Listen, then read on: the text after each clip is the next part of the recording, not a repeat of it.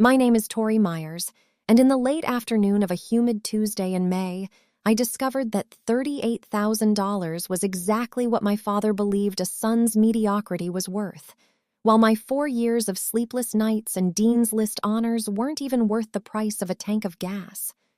I stood in the grand vestibule of the university's Convocation Center, a massive concrete and glass structure that felt more like a tomb than a hall of triumph, clutching a cheap iPhone 15 with a cracked screen protector that I'd been meaning to replace for 6 months. The air around me was thick with the scent of expensive lilies, industrial floor wax, and the frantic, joyful energy of 2,000 other graduates, but all I could hear was the casual, jagged edge of my mother's laughter echoing through the speaker. She sounded distant, her voice competing with the ambient roar of Carrabba's Italian Grill, a place where the bread is free but the loyalty of a parent apparently costs more than I could ever afford to pay. "Honey, we already have one success in the family," she had said, the words sliding out of her mouth as easily as the chilled Grey Goose martini she was undoubtedly sipping. "We didn't think you'd actually finish." That sentence didn't just hurt. It acted like a precision strike, a calculated demolition of the last 4 years I had spent balancing a full-time course load with a 30-hour-a-week job at a local tax firm. I was 24 years old, and in exactly 40 minutes, I was supposed to walk across a stage to receive a bachelor's degree in accounting, a degree I had fought for tooth and nail while my older brother, Julian, spent his 20s finding himself on my father's dime. I looked down at my graduation gown, a $79 polyester rental that felt like sandpaper against the back of my neck, and then I looked at the front row. There they were. 3 plush velvet chairs, specifically positioned in the VIP section, each adorned with a crisp white card that read, "Reserved Myers Family" in elegant, mocking calligraphy. They were empty. The void where my parents and brother should have been sitting felt like a physical weight, a vacuum that sucked the oxygen right out of the room. My father, Marcus Myers, a man who ran a successful civil engineering firm and drove a 2024 sapphire blue BMW 8 Series Grand Coupe, had always been a man of spreadsheets and hard data. Yet when it came to his children, his math was perpetually broken. He viewed Julian as an investment that simply hadn't matured yet, a blue-chip stock that was currently bottoming out but deserved an endless infusion of capital. Julian was 27, a professional visionary who had spent the last year developing a lifestyle brand while living in a luxury loft in downtown Charlotte that cost $3,200 a month, rent that my father paid without a second thought. Meanwhile, I lived in a 400-square-foot studio apartment where the radiator hissed like a dying animal and the laminate flooring was peeling up at the corners. I had worked for every cent, every grade, and every opportunity, thinking that perhaps, if the numbers were high enough, if the GPA was a perfect 3.9, they would finally look at me and see something other than a backup plan. But the phone call confirmed the hierarchy. My mother, Elena, was too busy celebrating Julian's latest business breakthrough, which, as far as I could tell, was just him successfully ordering a custom leather interior for the 2024 Audi S5 my father had bought him as a motivation gift, to drive 10 miles down the road to see me graduate. I stood there, my thumb hovering over the end call button, listening to the muffled sounds of a Bon Jovi track playing over the restaurant's sound system. I could almost smell the garlic and the heavy scent of her Chanel No. 5 perfume. She didn't even ask if I was nervous. She didn't ask if I had a place to go for dinner afterward. She just assumed I would understand that the real celebration was happening elsewhere, at a table where the wine cost more per bottle than my monthly grocery budget.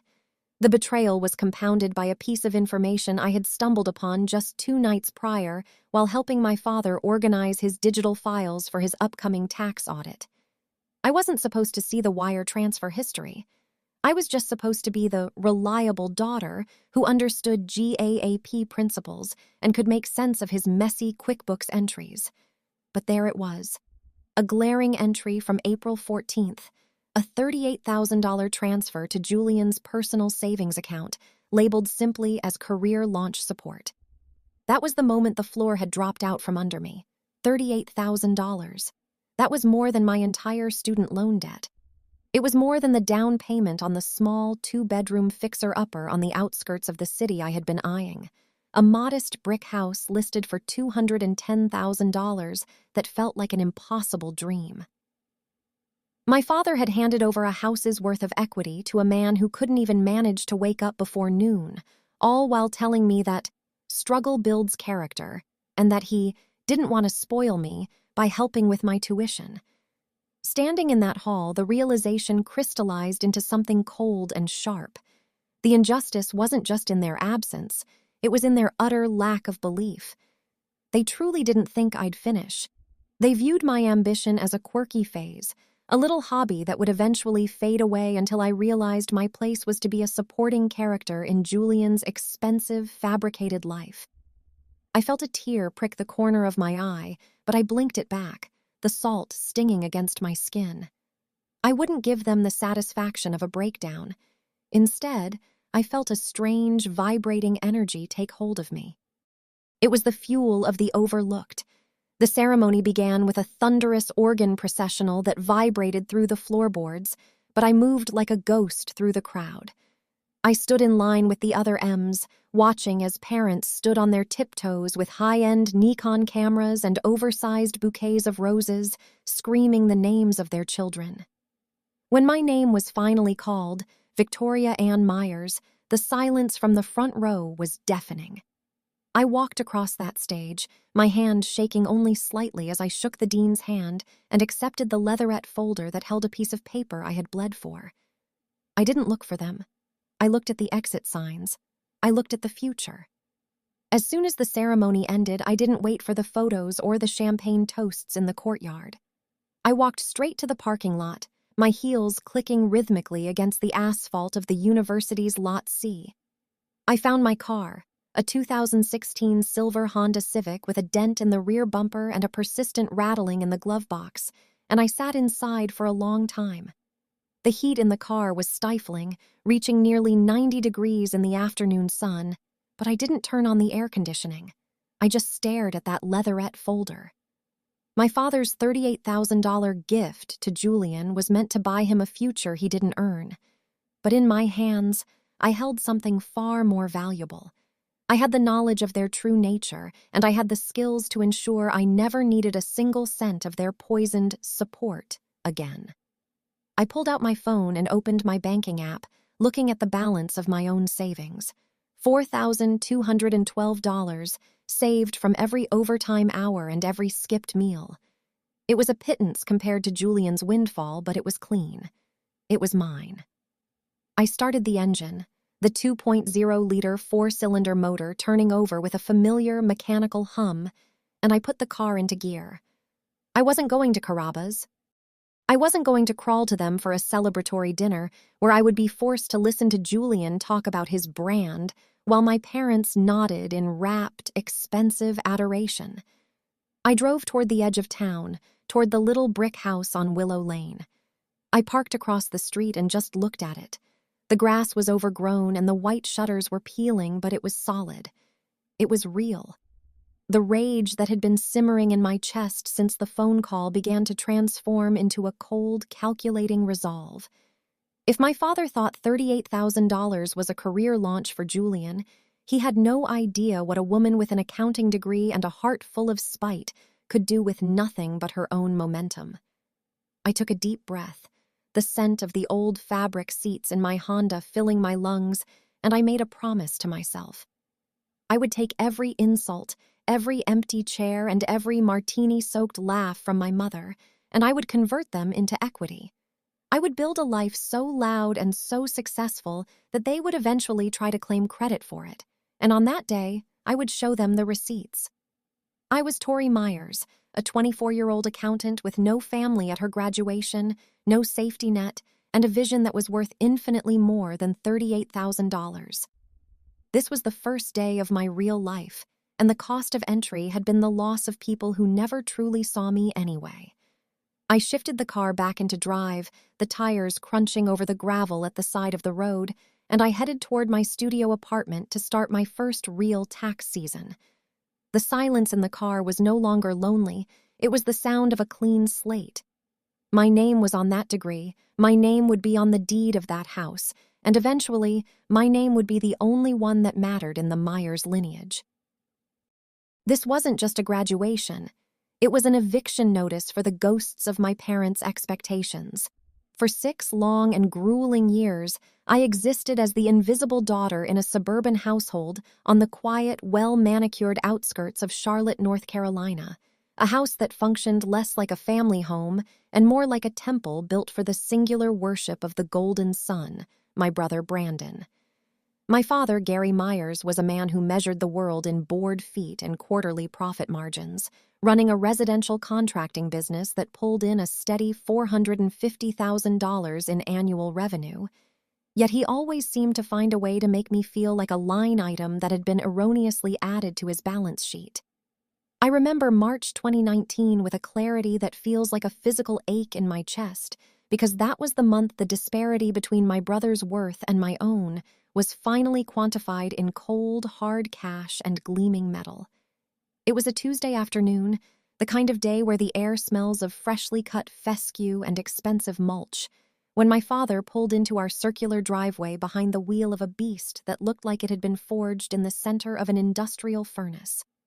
It was a brand new 2019 Chevrolet Silverado 1500 in a color the dealership likely called shadow gray metallic, but under the Carolina sun, it looked like a weapon.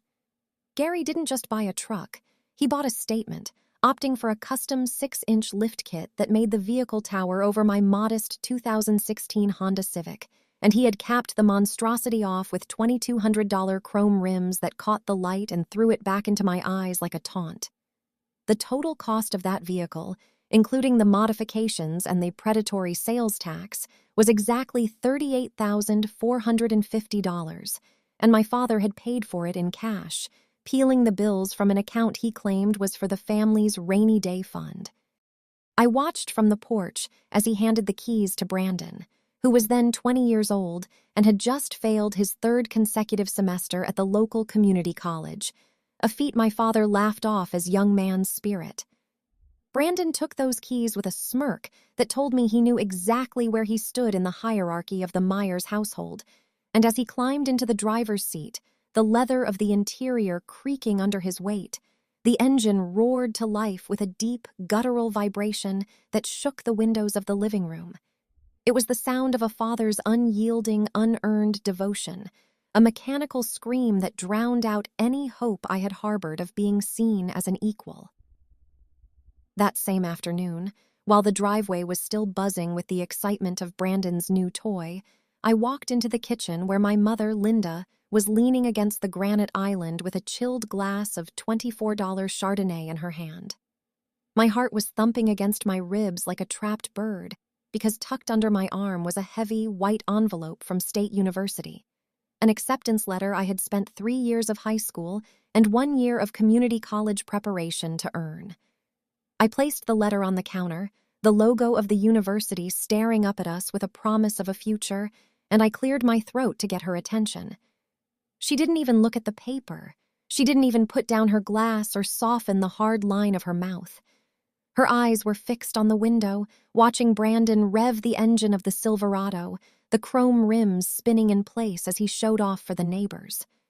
When I finally spoke, my voice cracking with a hope I should have known better than to feel, I told her I had been accepted into the accounting program and that the tuition for the first year was only a fraction of what they had just spent on the truck. Linda didn't offer a hug, she didn't offer a smile, and she certainly didn't offer a cent of support. Instead, she took a slow, deliberate sip of her wine, the glass clicking against her teeth, and looked at me with a coldness that felt like a winter frost. "We don't have money for that, Tori," she said, her voice flat and dismissive as if she were telling a telemarketer that she wasn't interested in a new insurance policy. It was a lie so blatant it should have scorched the air between us, coming from a woman who wore a $2,000 David Yurman bracelet on her wrist and lived in a house paid for by a nearly $500,000 annual revenue. Before I could even process the rejection, she turned away from me, pulling her phone from the pocket of her silk robe to take a burst of photos of Brandon and the truck. I watched her spend the next 20 minutes meticulously choosing the right filter to make the Chevrolet look even more imposing, before posting it to Facebook with a caption about how proud she was of her son's hard work and the bright future ahead of him. The invisible daughter was left standing in the kitchen with a piece of paper that suddenly felt like trash. But that rejection didn't break me. It catalyzed a version of myself that was built of iron and spite. I realized that afternoon that if I wanted to escape the suffocating shadow of the golden sun, I would have to build my own ladder out of the pit they had dug for me.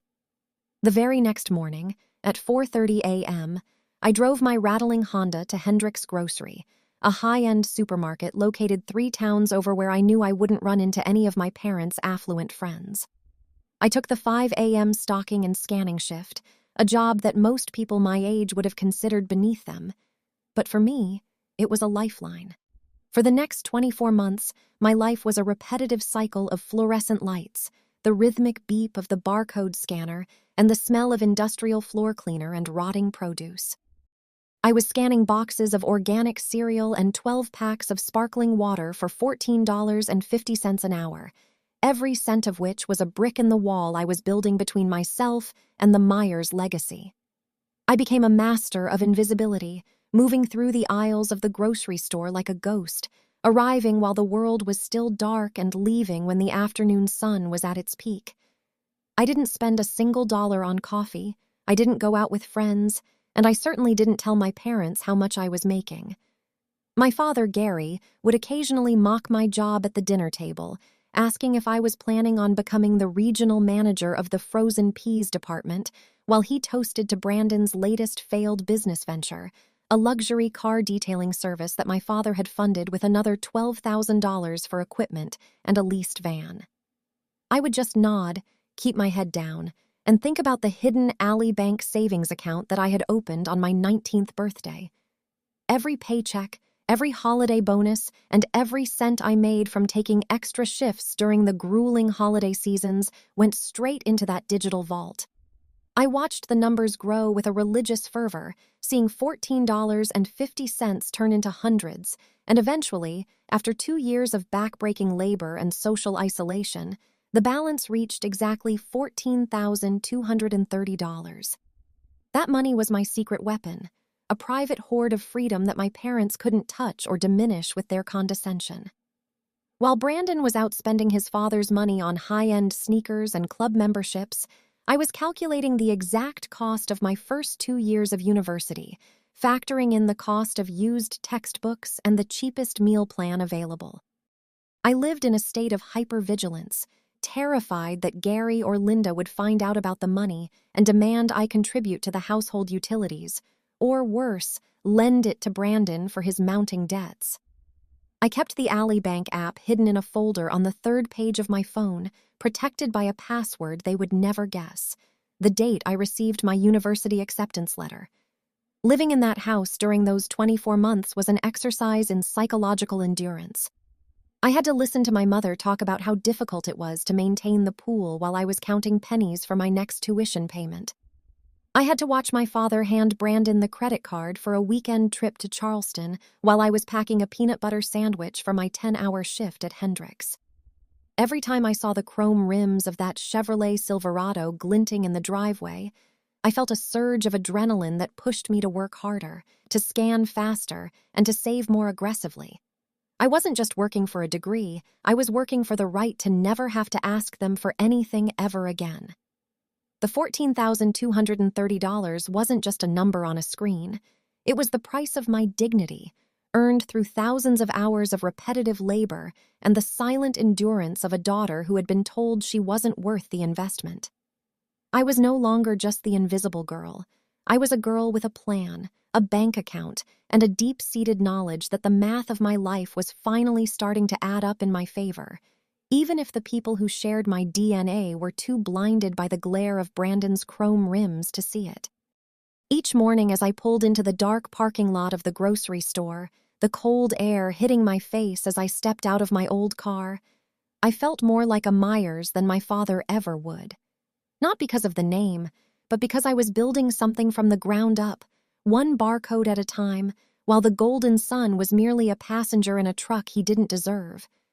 The silence of those early mornings was my sanctuary, a space where I could envision a world where the name Tori Myers meant something more than an afterthought in a family photo. I was saving for more than just a house or a degree. I was saving for the moment I could finally look my mother in the eye and tell her that she was right. We didn't have money for my education because I had decided that their money was no longer good enough for me. The betrayal didn't arrive like a sudden storm, but rather like a slow, freezing tide that finally peaked on a Saturday in May, the very day I was supposed to be celebrated as a daughter who had defied the odds. It was graduation day, a morning that began with the sharp, clinical chirp of my 5:30 a.m. alarm in my cramped studio apartment, where the only sound was the hum of a refrigerator holding nothing but a half-empty carton of almond milk and the heavy, suffocating silence of a home that didn't care I was leaving it. I arrived at the university's massive convocation center at exactly 8:14 a.m., the tires of my old Honda Civic crunching over the gravel of the overflow lot as I watched a sea of families pouring out of high-end SUVs and luxury sedans. The air was thick with the cloying, sweet scent of $45 bouquets of premium roses and lilies clutched in the hands of fathers wearing tailored navy blazers, their faces bright with a kind of reflected glory I had never once seen directed toward me. Groups of graduates laughed and adjusted each other's stoles, their mothers fussing over stray hairs and snapping photos with high-end digital cameras, while I stood alone, adjusting my $79 rental gown in the reflection of a tinted car window. I walked into the arena, a cavernous space echoing with the sounds of thousands of folding chairs scraping against the concrete and the distant, rhythmic thumping of a sound check, and found my place in row 12, seat 4. From my vantage point, I had a direct line of sight to the 3 velvet-cushioned chairs in the front section, the ones I had painstakingly reserved weeks in advance using the university's online portal, each costing a $20 reservation fee I could barely afford. Those chairs, labeled with the crisp white cards bearing the name Myers Family, remained agonizingly empty. As the clock ticked past 9 a.m., then 9:30 a.m., the velvet surfaces mocking me with their vacant, plush indifference. I watched other families squeeze together, grandmothers weeping into lace handkerchiefs and younger siblings waving Class of 2024 banners made of glitter and poster board, while the space where my support system should have been remained a black hole of neglect. The graduation march began at 9:45 a.m., the traditional somber notes of pomp and circumstance vibrating through the floorboards and into the soles of my feet, but my heart didn't swell with pride.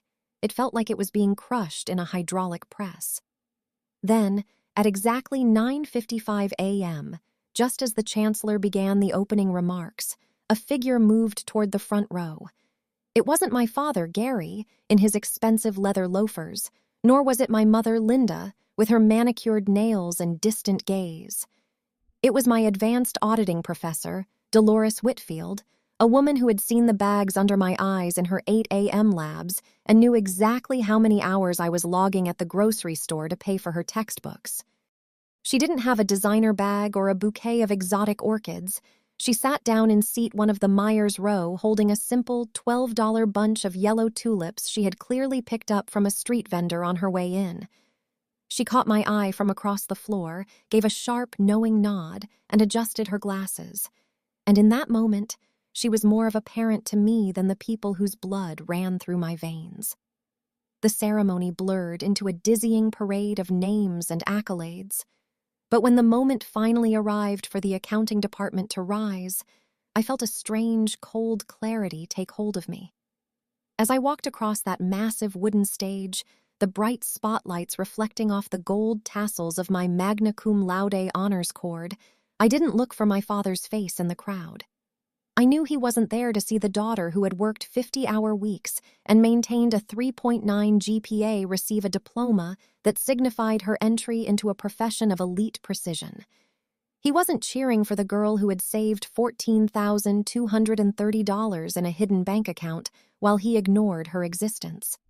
Instead, As I would later find out from a gloating text message sent by Brandon, my father was currently sitting in a booth at a high-end steakhouse downtown, clinking glasses of overpriced bourbon to celebrate Brandon's promotion to assistant manager at a local AutoZone. My father, the man who earned nearly $500,000 a year, was throwing a party for a son who had finally managed to hold down a retail job for 6 months, while the daughter who had just graduated with honors from a top-tier university was being cheered for by a professor and a crowd of strangers. The weight of the Magna Cum Laude diploma in my hand felt like a lead brick, heavy, permanent, and undeniably real. After the caps were thrown and the sea of black robes dispersed into the humid afternoon air, I found myself sitting on a weathered wooden park bench near the edge of the campus at 1:14 p.m. The air was thick with the acrid, metallic smell of the exhaust from 500 departing cars, a lingering haze of celebrations I wasn't invited to join. I sat there in my wrinkled gown, the yellow tulips from Professor Whitfield resting on the slats beside me, and I pulled my phone from my pocket. My hands were shaking, not from sadness but from a desperate final need for the truth to be spoken aloud. I dialed my mother's number, listening to the rhythmic, mocking ringtone until she finally picked up on the 4th ring. The background noise on her end was a cacophony of clinking silverware, loud laughter, and the distinctive, bass-heavy thumping of a restaurant's house music. She sounded breathless, her voice laced with the artificial cheer of someone 3 drinks into a celebration. I told her I had graduated, that I had the diploma in my hand, and that I was Magna Cum Laude. And for a split second, there was a silence on the other end of the line that made me think, perhaps, the gravity of the moment had finally pierced her armor.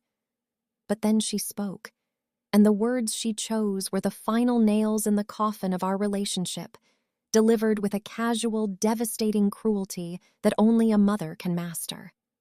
"Honey, we already have one success in the family," she said, her voice dropping into that patronizing tone she used when she thought I was being difficult. "We didn't think you'd actually finish, so we decided to focus on Brandon's big news today. It's a career move, Tori, something stable. That was it." My 4 years of sacrifice, the 5 in the morning shifts at Hendrick's Grocery, the sleepless nights, the $14,000 of hard-earned freedom, all of it was dismissed as an unexpected fluke, a minor detail that paled in comparison to my brother being given a set of keys to a parts shop. The phone didn't fall from my hand. I lowered it slowly, deliberately, and pressed the end call button with a finality that felt like a heartbeat stopping. I sat there on that bench, surrounded by the ghosts of other people's joy, and I realized that the woman on the other end of that line was a stranger who happened to share my DNA. The exhaust fumes swirled around me, stinging my eyes, but I didn't cry. I looked down at the yellow tulips, their petals already beginning to curl at the edges in the heat, and I thought about the house on Willow Lane, the fixer-upper I had been watching like a hawk. I realized that my father's $38,000 gift to Brandon and my mother's absolute lack of faith in me were not obstacles. They were the final pieces of evidence in a case I had been building against them for years. They had officially waived their right to be part of my future. They had traded a daughter of substance for a son of convenience, and as I stood up from that bench, leaving the rental gown behind like a shed skin, I felt a terrifying, exhilarating sense of power. I walked back to my silver Honda Civic, the car that had carried me to every early shift and every late-night library session, and I placed my Magna Cum Laude diploma on the passenger seat where Brandon's shadow used to sit. I was 24 years old. I had a degree that guaranteed me a seat at any table I chose to join, and I had $14,000 that my parents didn't know existed. My mother's words, "We didn't think you'd finish," echoed in my mind. But they no longer sounded like a rejection. They sounded like a confession of their own smallness. They couldn't imagine a world where someone worked for what they had because they had spent their lives buying their way out of the truth.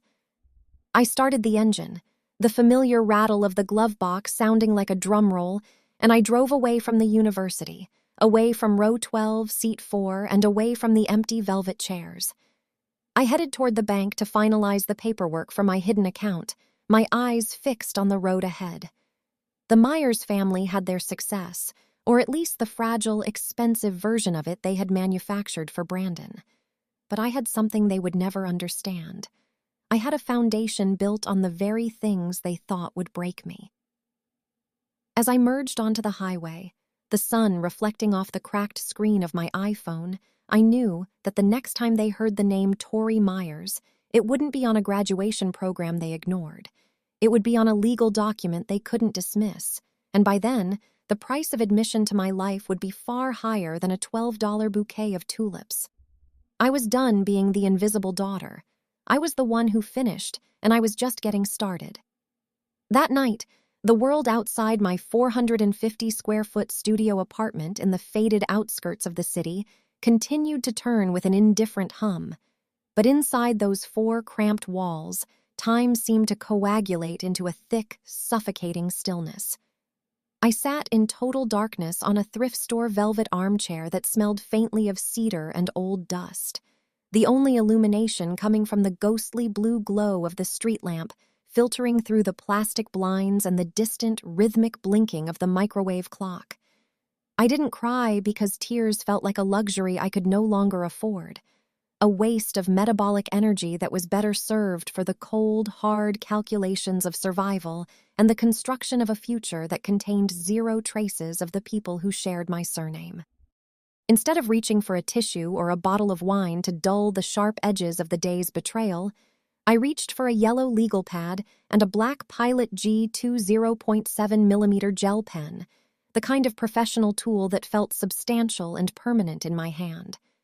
I clicked the pen, the sound echoing like a gunshot in the silent room, and I began to perform an autopsy on my past life by laying out the cold, unyielding numbers of my existence.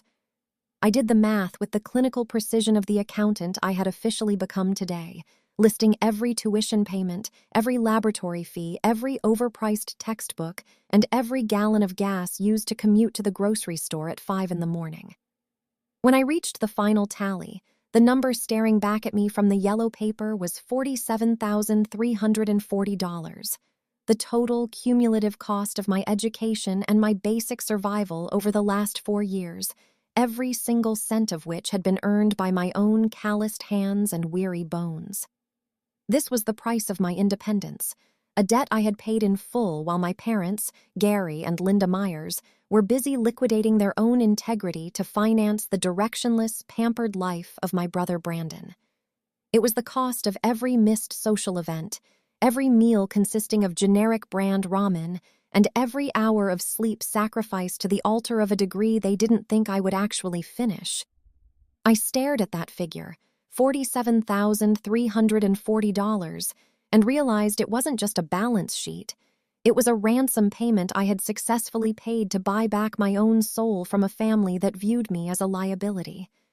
As I sat there, the ink still wet on the page, my gaze drifted to the small wooden desk in the corner where a framed family photo from a 2018 backyard barbecue sat gathering dust beneath a stack of tax law manuals. It was a candid shot taken during a summer afternoon that I remembered as being blisteringly hot, a day when the scent of expensive charcoal and marinated ribeye filled the air of my parents' sprawling backyard.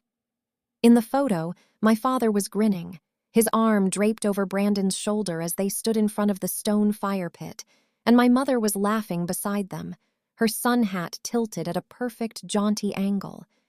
But as I looked closer, the reality of my position in that family was captured with brutal, accidental honesty by the person who had taken the picture. I was technically in the shot, but I was literally cropped out of the frame by the physical edge of the paper, leaving only the sleeve of my t-shirt and the blurred outline of my shoulder visible in the periphery of their shared joy. It was a visual metaphor for my entire childhood. I was present, I was contributing, and I was helping to hold the frame together, yet I was never truly part of the picture they wanted the world to see. The realization hit me then with the force of a physical blow, yet it brought with it a strange, icy clarity that washed away the last remnants of my daughterly guilt. I realized that for 24 years, I had been performing for an audience that had already left the theater, playing the role of the dutiful, high-achieving daughter for people who were far too busy applauding the empty stage where Brandon stood to notice my presence. They weren't just absent from my graduation, they were absent from the very concept of me, and no amount of Magna Cum Laude honors or professional success would ever buy me a seat at a table that was never built to include me. I picked up the photo, the glass cool against my fingertips, and I didn't throw it or shatter it in a fit of cinematic rage. I simply turned it face down on the desk, the cardboard backing now the only thing visible, effectively erasing their faces from my immediate environment, just as they had erased mine from their lives. I stood up and moved toward the small kitchen table, my movements deliberate and devoid of hesitation, and I opened my 13-inch MacBook Pro, the silver aluminum casing feeling like armor under my hands. The screen flared to life, casting a harsh white light across my face, and I navigated to my contacts and my social media accounts with a steady, unwavering finger. One by one, I selected the names Gary Myers and Linda Myers, and with 2 clinical clicks, I blocked their numbers and restricted their access to every digital window of my life. I didn't send a long-winded, emotional email detailing my pain, nor did I leave a tearful voicemail demanding to know why I wasn't enough. I chose instead the most powerful weapon in the arsenal of the discarded, a cold, calculated silence that was designed to last exactly 6 months, the duration of the upcoming high-intensity tax season and the time I needed to finalize the purchase of my own home. There would be no drama, no screaming matches over the phone, and no opportunities for them to gaslight me into believing that my graduation wasn't a milestone worth celebrating. This silence was a boundary I was drawing in the sand, a fortification I was building around my sanity while I prepared for the final phase of my departure. I knew that in their world, silence was a tool of punishment, but in my world, it was becoming a tool of liberation, a quiet space where I could finally hear my own thoughts without the background noise of their constant, crushing disappointment. As I closed the laptop, the soft click of the lid sounding like the locking of a vault, I felt a weight lift off my shoulders that I hadn't even realized I was carrying. The studio apartment, which had felt small and lonely only an hour ago, suddenly felt like a fortress, a sovereign territory where the only rules were the ones I wrote on my yellow legal pad. I looked at the black Pilot G2 pen resting on the table and felt a surge of grim satisfaction knowing that the next time I used it to sign a document, it wouldn't be for a student loan or a grocery store time card. It would be for the deed to a property that no one in the Myers family could ever claim a stake in. I walked to the window and pushed aside the blinds, looking out at the city skyline where thousands of lights flickered like distant, reachable dreams. Somewhere out there, my father was probably still boasting about Brandon's assistant manager position, and my mother was likely scrolling through Facebook, basking in the digital validation of her son's fabricated success. They had no idea that their invisible daughter had just vanished into the shadows of her own ambition, taking with her the $47,000 of value she had built out of nothing but grit and spite. The 6 months of silence ahead of me weren't a countdown to a reconciliation. They were a training period for a life where I was the only protagonist, the only judge of my own worth, and the only person holding the pen. I laid down in my bed, the sheets smelling of detergent and independence, and for the first time in my life, I fell asleep without wondering what I could do to make them proud. I knew the answer now. Nothing. And that nothingness was the most beautiful, expansive freedom I had ever known. The darkness of the room was no longer a void. It was a canvas, and tomorrow morning at 5 a.m., I would wake up and begin to paint a life that was entirely, undeniably, and brilliantly my own. I was Tori Myers, a woman who had been cropped out of the frame but was now building a gallery of her own. And the silence I had initiated wasn't a cry for help. It was the quiet roar of a woman who had finally realized she was the only success story that actually mattered in the long, broken history of her family. In the sterile, high-altitude silence of the 6 months following my graduation, I didn't just seek a job. I sought an architect for my liberation, and I found her in the form of Margaret Greystone, a woman whose reputation in the local accounting world was as sharp and unyielding as a diamond-tipped drill bit. Walking into her office for the first time was like stepping into a sanctuary of order and high-stakes precision. The air in the suite was thick with the scent of expensive, dark-roasted espresso and the comforting, dry aroma of decades of archived paper. Margaret was a fierce CPA with silver hair cut into a lethal bob and a pair of tortoiseshell glasses that seemed to magnify her ability to spot a decimal error from across the room. She didn't look at my graduation photo or ask about my family's prominent name in the contracting world.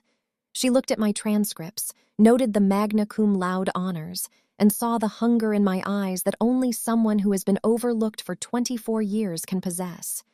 She hired me on the spot as a staff accountant at a starting salary of $58,000 a year, a figure that, to my parents, would have been pocket change, but to me, it was the war chest I needed to finally declare my independence. For the next 180 days, I lived my life like a ghost, a shadow moving through a city that had no idea I was planning a coup against my own history. I disappeared into a grueling cycle of 60-hour work weeks, arriving at the firm when the sky was still a bruised purple and leaving long after the streetlights had hummed to life.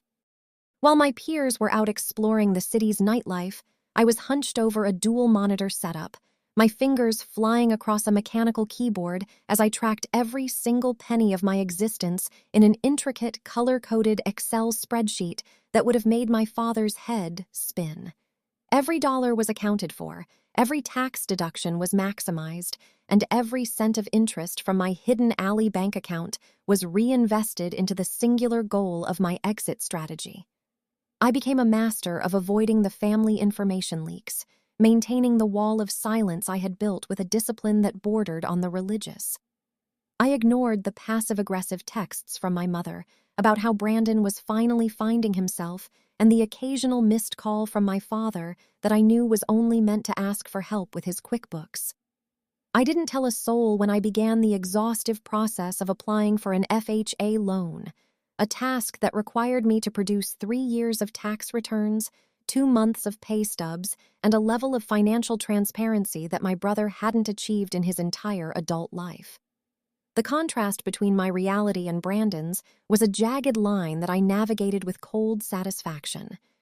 While Brandon was blowing his entire bi-weekly paycheck on $200 bar tabs at the local sports grill, buying rounds of craft beer for people who only liked him for his father's credit line, I was eating generic brand oatmeal and saved-up frozen meals in the flickering light of my studio apartment. I watched from the digital shadows as he posted photos of his new custom leather boots and weekend trips to the coast, while I was meticulously gathering the documentation for my debt-to-income ratio. My life was a series of calculations, a long-game maneuver that culminated in a meeting that felt more like a coronation than a legal proceeding. I found myself sitting in a room with heavy mahogany desks and the faint scent of floor wax, facing a title attorney who spoke in the measured, rhythmic tones of a man who had seen 1,000 dreams codified into ink. I sat there, my spine straight and my Pilot G2 pen poised, and I signed 47 individual pages of closing documents, each signature a formal severance of my tie to the Myers legacy of unearned luxury. There was no audience for this triumph. There were no empty velvet chairs or missing parents to mourn. There was only the sound of the attorney's stamp hitting the paper and the weight of the realization that I had done what they said was impossible. On November 14th, at exactly 2:30 p.m., the world didn't stop turning, but my world shifted on its axis forever. I was handed a single heavy brass key that felt remarkably cold against the palm of my hand. I walked out of that office and drove not to my studio apartment, but toward a quiet, tree-lined street that represented the absolute pinnacle of my calculated revenge. I pulled my silver Honda Civic onto the curb of Maple Ridge Drive, a road that held a very specific significance in the geography of my father's life.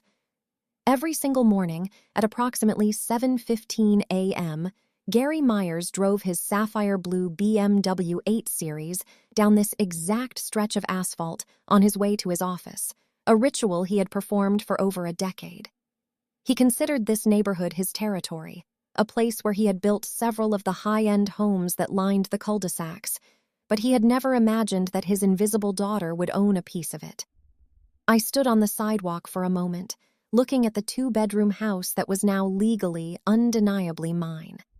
It was a charming, sturdy brick home with a wide front porch and a pair of mature oak trees that cast long, dancing shadows across the lawn. It wasn't a mansion, and it didn't have a 6-car garage or a heated pool, but it was paid for by the sweat of my brow and the precision of my intellect. I walked up the stone path, the brass key sliding into the lock with a smooth, mechanical click that sounded like a final chord of a long, difficult symphony. As I stepped over the threshold and into the empty living room, the smell of fresh paint and old wood greeted me like a welcome home I had never received from my own flesh and blood. I walked through the rooms, the heels of my professional shoes echoing against the original hardwood floors, and I felt a sense of peace so profound it almost felt like a physical presence. I walked to the front window and pulled back the heavy drapes, looking out at the road where, in less than 17 hours, my father would drive by in his luxury car, completely oblivious to the fact that the daughter he had dismissed as a hobbyist was now his neighbor and his equal in the eyes of the law. I didn't need a $38,000 gift or a new Chevrolet Silverado to prove my worth. I had a deed, a title, and a career that was built on a foundation of iron. I sat down on the floor in the center of the empty living room, the late afternoon sun streaming through the glass and warming my skin, and I pulled out my phone one last time. I didn't unblock them. I didn't send a photo of the key. I simply opened my spreadsheet, navigated to the final tab, and typed in the date of the closing next to the word home. The silence of the house was not lonely. It was the sound of a fortress being occupied by its rightful commander. I was Tori Myers, and I had just turned my family's lack of faith into a masterclass in strategic acquisition. As the sun began to set over Maple Ridge Drive, casting the neighborhood in a golden, expensive light, I knew that the invisible girl was gone for good. In her place stood a homeowner, an accountant, and a woman who had learned that the best way to deal with an empty chair is to build a whole house of your own. I closed my eyes and listened to the quiet, the absolute and beautiful quiet of a life that belonged to no one but me, knowing that when the BMW 8 Series passed by tomorrow morning, the glare from my windows would be the only thing my father would ever see of my success. This was the first night in my new life, and for the first time in 24 years, I knew exactly where I was supposed to be. The 47 pages of documents were more than just legal requirements. They were my manifesto, and the brass key in my pocket was the only permission I would ever need to be happy. I had survived the era of the golden sun, and I had emerged not just intact, but triumphant, on the very road where my father thought he was the only one who mattered.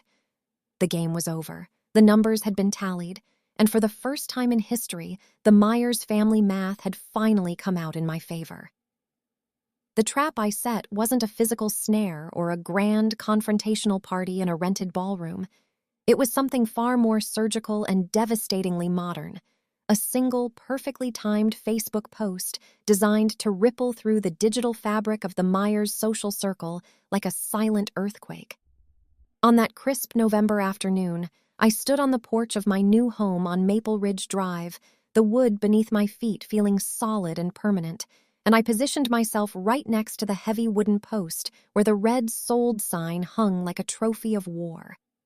I adjusted the lapel of my professional charcoal blazer, made sure the light of the setting sun hit the brass key in my hand just right to create a blinding glint, and I took a selfie that captured the raw, unfiltered triumph of a woman who had been erased but was now firmly back in the frame. I looked at the screen of my iPhone 15, noting the precision of the image, the brickwork of my house, the healthy oak trees in the background, and the clear blue Carolina sky. And I typed a caption that was as sharp and clinical as a surgeon's blade: First-time homeowner at 24. No cosigner, no family help. Just 6 years of calculators, 5 in the morning grocery shifts, and a refusal to be a backup plan.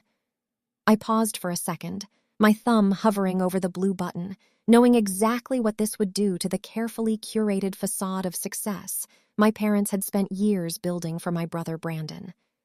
I knew with absolute certainty that the first person to see it would be Aunt Margine, the family's unofficial minister of information and chief gossip, a woman who lived for the drama of others and who always enclosed a crisp, singular $10 bill in every birthday card as a subtle reminder of her modest but ever-present influence.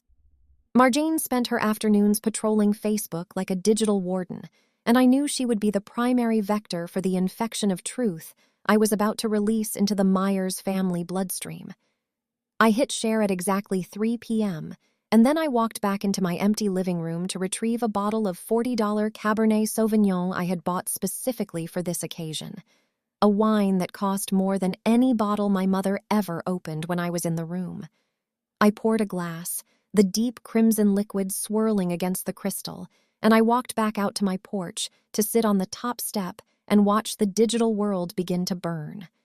By 4:15 p.m., the notification bell on my phone was ringing incessantly, a rhythmic electronic heartbeat that signaled the collapse of the invisible daughter narrative.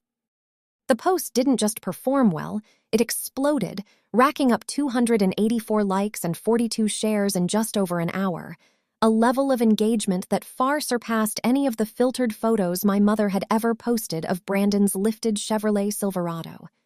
People from my father's professional network, old high school teachers who remembered my quiet diligence, and distant cousins who had been told I was struggling to find my way, were suddenly flooding the comments with praise and genuine shock. The contrast was a jagged, unavoidable reality that no amount of Chardonnay or BMW engine revving could obscure. The golden boy, the $38,000 investment, was currently sitting in a recliner in our parents' basement on the other side of town, likely playing video games and waiting for my mother to bring him a sandwich, while the daughter they didn't think would finish had just bought a piece of the most prestigious neighborhood in the district. I sat there in the cooling air, the scent of pine needles and wood smoke from a neighbor's chimney drifting past, and I took a slow, deliberate sip of the Cabernet, feeling the warmth of the alcohol and the cold satisfaction of the victory. I was no longer a shadow or a footnote in Brandon's story. I was a homeowner on Maple Ridge Drive, the very road my father had to drive every single morning to reach his office. I had effectively planted a flag in the middle of his territory, a brick-and-mortar testament to his failure to recognize the most valuable asset he ever produced. The digital explosion I was waiting for wasn't just about vanity. It was about the forced acknowledgement of my existence. I could imagine the scene at the Myers household, the frantic phone calls from Aunt Margine, my mother's face turning a pale, horrified shade of ivory as she scrolled through the comments, and my father's confusion as he realized that the invisible girl had suddenly become the most visible person in his world. They had spent years trying to make me feel small, trying to convince me that my worth was secondary to a son who had never earned a single thing in his life. But with one tap of a screen, I had dismantled their hierarchy and replaced it with the undeniable truth of a balance sheet. As the sun dipped lower, casting long purple shadows across my lawn, I looked at the sold sign one last time. It wasn't just a sign of a real estate transaction. It was a sign that the era of the Myers golden sun was over, and the era of Tori Myers had begun. I didn't need their applause, and I certainly didn't need their money, because I had built a house of my own on the ruins of their expectations. The Cabernet tasted like iron and victory, and the silence of the neighborhood was the most beautiful sound I had ever heard. I was 24, I was an accountant, I was a homeowner, and I was finally, for the first time in my life, the only person who mattered in my own story. The inevitable digital explosion was just the beginning of the fallout, and as I walked back inside my house and locked the door with my brass key, I knew that the fire I had started would keep me warm for a very, very long time. I sat on the floor of my new dining room, the hardwood cool against my legs, and watched the blue light of my phone continue to blink in the twilight. My mother's name finally flashed on the screen, a call I had anticipated but had no intention of answering.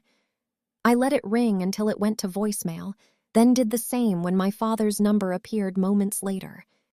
They weren't calling to congratulate me. They were calling because the success they had manufactured for Brandon had been exposed as a hollow lie by the reality of my independence. They were calling because their invisible daughter had finally made herself heard, and the volume of my success was deafening. I turned the phone face down on the floor, took a final sip of my wine, and looked around at the walls I had bought with my own labor. This was my sanctuary, my fortress, and my proof. The Myers family could have their martinis and their lifted trucks, but I had the road they drove on, and I had the future they never saw coming. As the first stars began to pierce the Carolina sky, I realized that the trap hadn't just caught them. It had finally, permanently, set me free. My name is Tori Myers, and I am the only one in this family who actually knows the value of $1 and the price of a dream. I am the daughter who finished. I am the neighbor my father never wanted, and I am exactly where I was always meant to be, at the head of my own table, in a house built on the truth. The digital execution of the Myers family legacy didn't happen with a shout or a dramatic confrontation in a courtroom, but rather through the cold, rhythmic vibration of an iPhone 15 dancing across the cold, salt and pepper granite countertop of my brand new kitchen. I sat on a stool I had purchased with my own performance bonus, watching as the screen flared to life at exactly 5:02 p.m., illuminating the darkening room with a name I had spent 6 months trying to scrub from my subconscious, Linda Myers. I didn't reach for the device. I didn't even flinch as the familiar ringtone, the one I had once associated with a desperate need for approval, cut through the peaceful silence of my 2-bedroom sanctuary on Maple Ridge Drive. 2 minutes later, at 5:04 p.m., the vibration changed tempo as a second name joined the assault, Gary Myers. I watched the phone slide a fraction of an inch to the left, the haptic motor buzzing against the stone surface like a trapped hornet, while I took a slow, methodical sip of my Cabernet and noted the condensation forming on the base of the glass. For exactly 60 minutes, my phone became a live tracker of a family's collective nervous breakdown, a glowing ledger of panic that ticked upward with the frantic energy of a stock market crash in real time. By the time the clock struck 6 p.m., the notification center displayed a staggering total of 47 missed calls in 1 hour, a number so absurd it felt like a desperate SOS from a sinking ship that had realized too late it was missing its most capable sailor. The assault was relentless and varied. My mother, ever the tactician of social appearances, eventually exhausted her personal cell battery and pivoted to the landline of the high-end dental office where she worked as a receptionist. I stared at the office's caller ID, imagining her huddled in the sterile, mint-scented break room, her manicured fingers trembling as she dialed the daughter she had dismissed as a hobbyist just months prior. They weren't calling to offer the congratulations I had earned with 4 years of labor and 6 months of calculated silence. They were calling because the carefully constructed narrative of the failure, the story they told their friends at Carrabba's over $24 martinis to justify their neglect, had been publicly and irrevocably dismantled by a 24-year-old with a credit score that surpassed the combined financial health of everyone else in the Myers lineage. The public nature of my Facebook post had turned my success into a weapon that pierced the very heart of their social standing, leaving them exposed in the eyes of Aunt Margene and the 284 people who had liked the image of my brass key. The success they had spent years manufacturing and bragging about, the golden boy Brandon, was at that very moment likely staring at the ceiling of their basement, a 27-year-old assistant manager at an AutoZone whose greatest achievement was not losing his keys, while I, the invisible daughter, literally owned the ground I stood on. The power dynamic of the family had shifted on its axis so violently that I could almost hear the grinding of the gears from across town. I realized then that my father's sapphire blue BMW 8 Series meant nothing if the road he drove it on was lined with houses owned by the child he thought would never finish. The weight of those 47 missed calls was the only inheritance I truly valued, because each one was an admission of their own smallness and a confession that they finally saw me, not as a supporting character in Brandon's life, but as a force of nature they could no longer control or diminish. I watched the final call fade to black, the silence returning to my kitchen like a warm blanket, and I realized that I had achieved the ultimate accounting victory. I had balanced the scales of my life and found that the Myers family was officially in the red, while I was sitting on a surplus of dignity, equity, and absolute unshakable freedom. I didn't need to answer the phone to know what they wanted to say. The 47 missed calls said it all. I was the one who finished, I was the one who won, and they were the ones left calling into a void they had spent 24 years creating. Every time the screen lit up, it felt like a payment being made on a debt that had been overdue since my childhood. I remembered the empty chairs at my graduation, the way my mother wouldn't even put down her Chardonnay to look at my acceptance letter, and the $38,000 truck my father bought for a son who hadn't earned a single day of his life. Those memories didn't hurt anymore. They were just line items in a ledger that had been closed and filed away. I looked out the window at the quiet street of Maple Ridge Drive, knowing that tomorrow morning my father would drive past my house, and for the first time in his life, he would feel like a stranger in his own neighborhood. The realization that I had surpassed them using the very tools they tried to withhold from me, education, financial literacy, and a relentless work ethic, was a vintage of victory far sweeter than the Cabernet in my glass. I didn't feel the need to scream or cry or gloat because the numbers spoke for themselves, and as an accountant, I knew that the numbers never lied. My mother's desperation, channeled through a dental office landline, was the sound of a woman who had realized her success was a fraud, and her failure was a fortress. I stayed in my kitchen as the sun disappeared entirely, leaving the room in a soft, peaceful twilight, and I didn't turn on the lights. I didn't need to see the walls to know they were mine. I could feel the solid structural integrity of the home I had built out of spite and steel. The vibration of the phone finally stopped at 6:05 p.m., as if they had collectively realized that the door was not just closed, but deadbolted from the inside. This was the execution of their influence over my life. They had tried to keep me small, to keep me invisible, and to keep me dependent on the crumbs of their affection. But I had navigated the darkness of their neglect and emerged as a woman who commanded her own destiny. Brandon could have the basement and the assistant manager title. He could have the lifted truck and the unearned praise of parents who were terrified of the truth. I had the deed to a brick house on the best road in the city, a career that was just beginning to soar under the mentorship of a titan like Margaret Greystone, and a soul that was no longer for sale. As I finally picked up the phone to clear the notifications, I didn't look at the names. I just swiped them away into the digital trash, clearing the cache of my past to make room for the expansive, brilliant future that was currently unfolding in the silence of my new living room. The 47 missed calls weren't a tragedy. They were a standing ovation from a crowd that had realized too late they were watching the wrong star. I stood up from my stool, the movement fluid and confident, and I walked to the front door to double-check the lock, not because I was afraid of them, but because I wanted to savor the feeling of being the only one with the key. My name is Tori Myers, and I am 24 years old. I have a bachelor's in accounting, a Magna Cum Laude diploma, a 2-bedroom house on Maple Ridge Drive, and a heart that has been forged in the cold fire of being overlooked. The family that didn't think I'd finish was now the family that couldn't stop calling, but they were dialing a number for a girl who no longer existed. The woman who stood in this kitchen was someone entirely new, someone who knew that the most expensive thing in the world isn't a custom Chevrolet or a sapphire BMW, but the peace of mind that comes from knowing you owe absolutely nothing to the people who told you that you were nothing.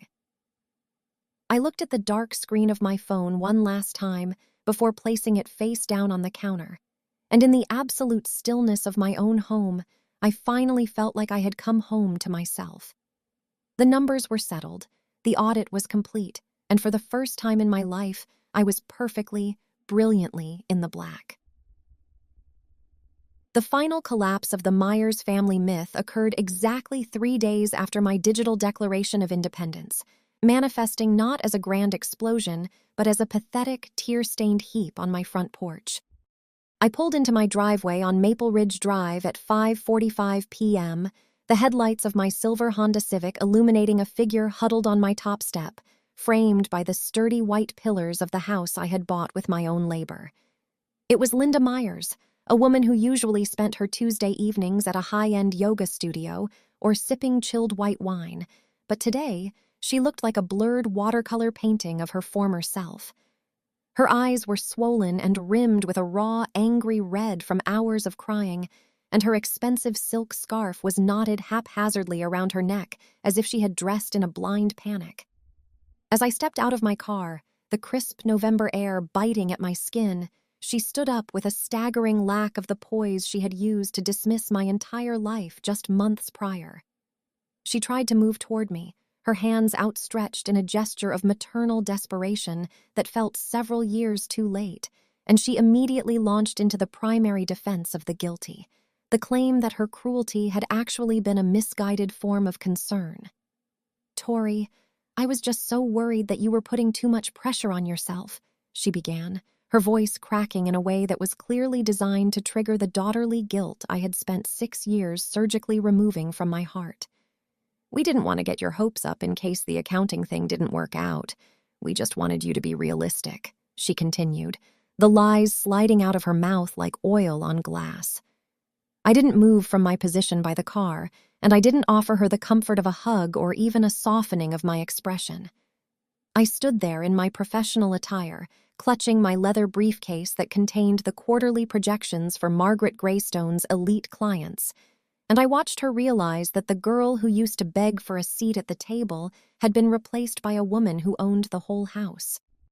I walked past her, my heels clicking with a rhythmic military precision against the stone path, and I climbed the steps to my front door. I didn't invite her inside to see the original crown molding or the custom built-in bookshelves I had already begun to fill with professional journals and classic literature. I stood firmly in the doorway of my house, purchased with 47 pages of legal documents and $0 of Myers family money, and I looked her directly in the eyes. The worried defense was a ledger that didn't balance, a desperate attempt to retroactively audit a history of neglect into a story of protection, and I wasn't buying the faulty math. I told her with a voice as cold and clear as a winter morning that she didn't think I would actually finish my degree, and now, looking at the wreckage of our relationship, I was officially finished with her. I didn't raise my voice or resort to the dramatic histrionics she was famous for. I simply stated the fact of our severance with the same finality I used when closing a dead file at the firm. The look of genuine shock on her face was a receipt for every empty chair at my graduation and every martinis-soaked laugh she had shared at my expense. I closed the door on her tearful pleas, the heavy oak clicking into the frame with a sound that signaled the end of my tenure as the invisible daughter. That evening, sitting in the silence of my living room as the heater hummed a steady, comforting tune, I didn't celebrate with a party. I celebrated with an administrative purge. I opened my MacBook Pro one last time for the Myers family and drafted a formal clinical email that I sent to the family group chat, a digital document that outlined the new terms of my existence with the cold-blooded clarity of a corporate merger. I established boundaries that were non-negotiable and as rigid as the GAAP principles I lived by. There would be no visits to my home without a formal appointment made at least 72 hours in advance. There would be absolutely no discussions regarding my personal or professional finances, and the era of jokes at my expense was officially terminated with prejudice. I made it clear that any violation of these terms would result in an immediate and permanent return to the total silence they had experienced for the last 6 months. My life was now as organized, as balanced, and as structurally sound as a year-end audit performed by a master of the craft. I looked around my home, from the polished hardwood floors to the high ceilings that seemed to hold the echoes of my future rather than the ghosts of my past. I realized that the price of my success had been the total and complete rejection of a toxic legacy, a cost I would pay 1,000 times over for the peace I felt in that moment. The golden sun could keep the basement, the lifted truck, and the shallow pride of parents who were terrified of the woman I had become. I had the road, I had the deed, and I had the absolute, unshakable knowledge that I was the only person in the Myers line who had truly earned the right to stand tall. As the moon rose over Maple Ridge Drive, casting a silver light over the neighborhood my father thought he controlled, I knew that my name was finally exactly where it belonged, at the top of the page, in the black, and entirely alone. This wasn't just a house. It was a fortress built of grit, spite, and 60-hour work weeks, and the only person with the key was the girl they thought would never finish. I am Tori Myers, and for the first time in 24 years, the math of my life is finally perfect. I am no longer a daughter seeking a home. I am a woman who built one, and that is a success that no amount of family drama can ever take away. The audit is complete, the books are closed, and I am finally, brilliantly free.